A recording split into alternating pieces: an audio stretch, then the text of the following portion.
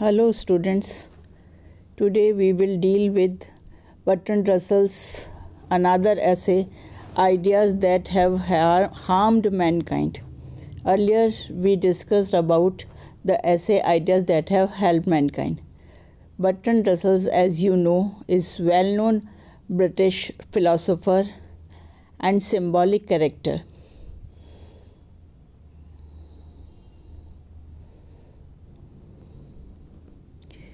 In his essay, Ideas That Have Harmed Mankind, he has discussed in detail the account of the ideas or the thing that have harmed mankind by humans and non-humans.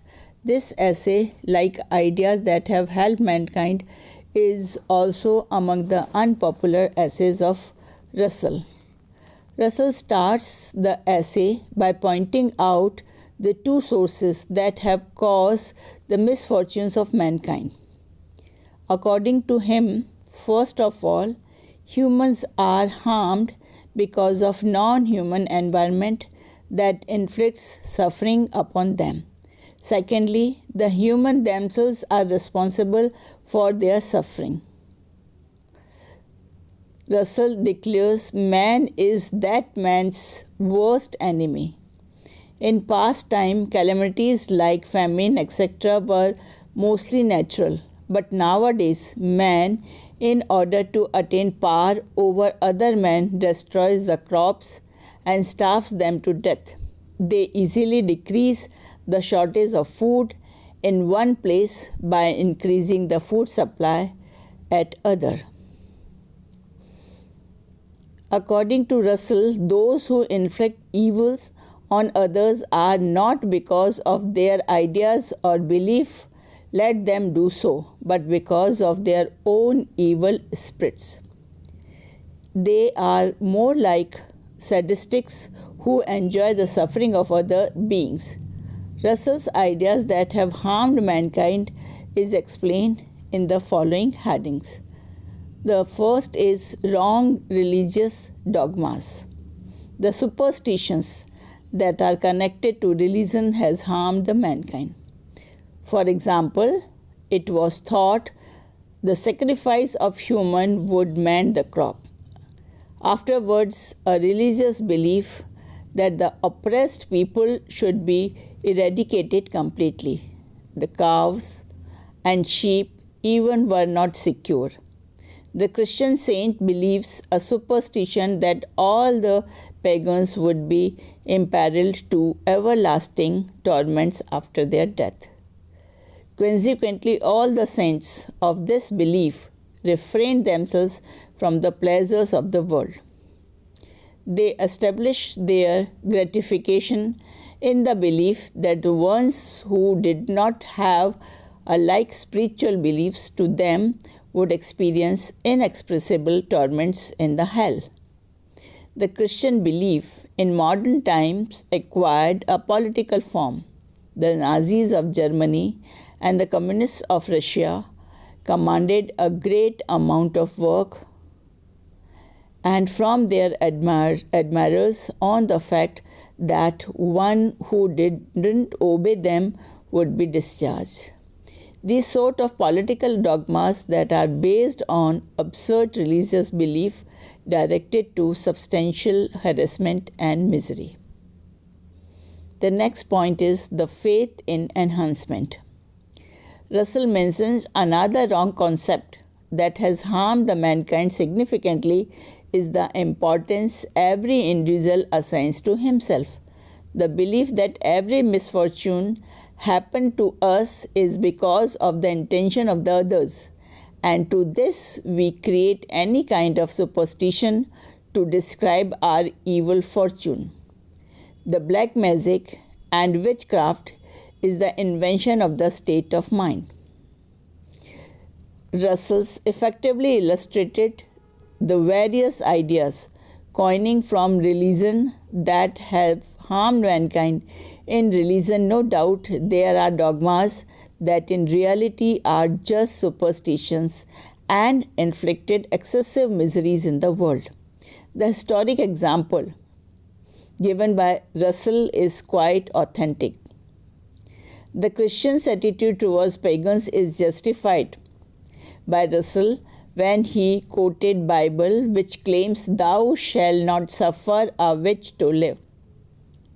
This shows that the punishments inflicted upon the people who don't believe in punishing the witches are impartial.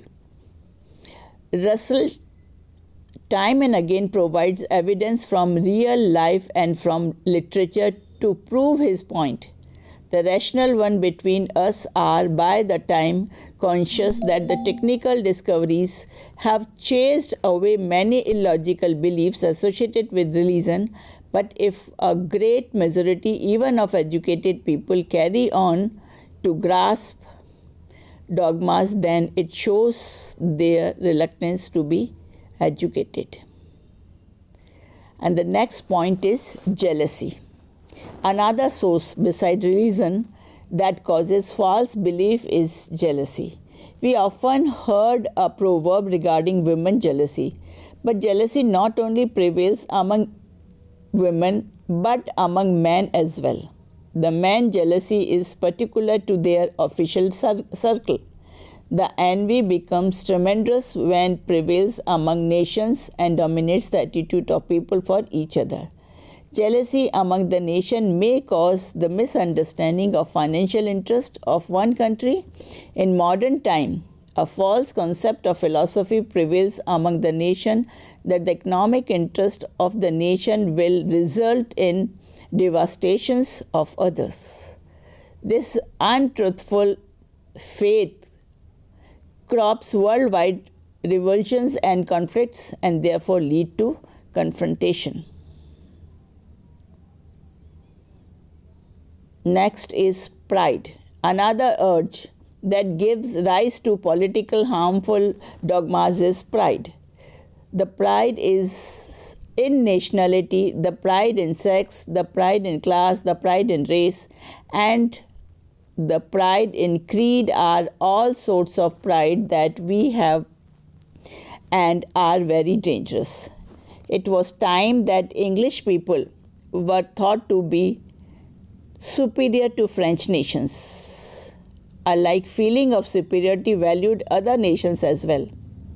For Russell, the superiority of race is more important than the national pride. The aim of education should be to eliminate the pride in races and creed. Another concept that have harmed mankind is the notion that men are superior to women in all respects. Men claim themselves to be more rational, more imaginative, and less influenced by emotions than that of women. The dominance in sex has great influence upon married life. Husband being superior to wife treat her wife like slave, considering themselves to be master. The pride in class preserves even in America, where all men are considered to be equal. In theory, as far as the vanity in classes will stay. Russell points out towards England, a country where discrimination of wealth is less evident, and claims another sort of arrogance among people. For example, the pride of the class. According to Russell, by all of these various forms of pride, a grand feeling arose in people. And this feeling, on one hand, makes people happy, but on the other hand, all these irrational, false, misleading feeling of superiority roots the destruction of mankind. Next is imagining oneself exceptional to God.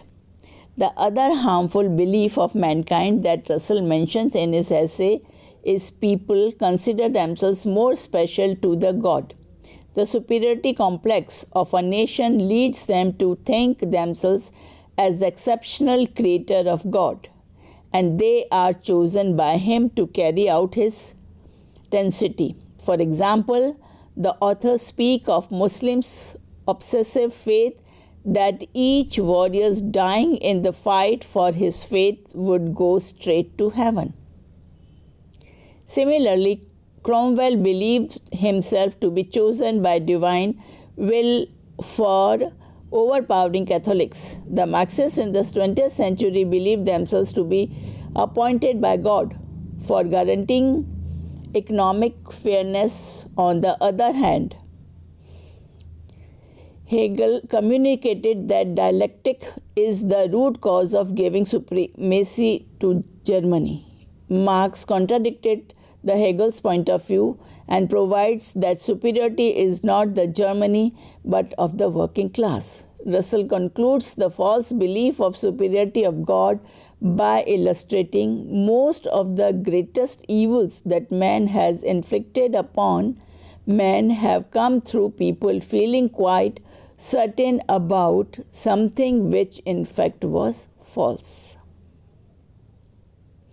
Russell, in the concluding paragraphs, shows himself as a study of dogmatism.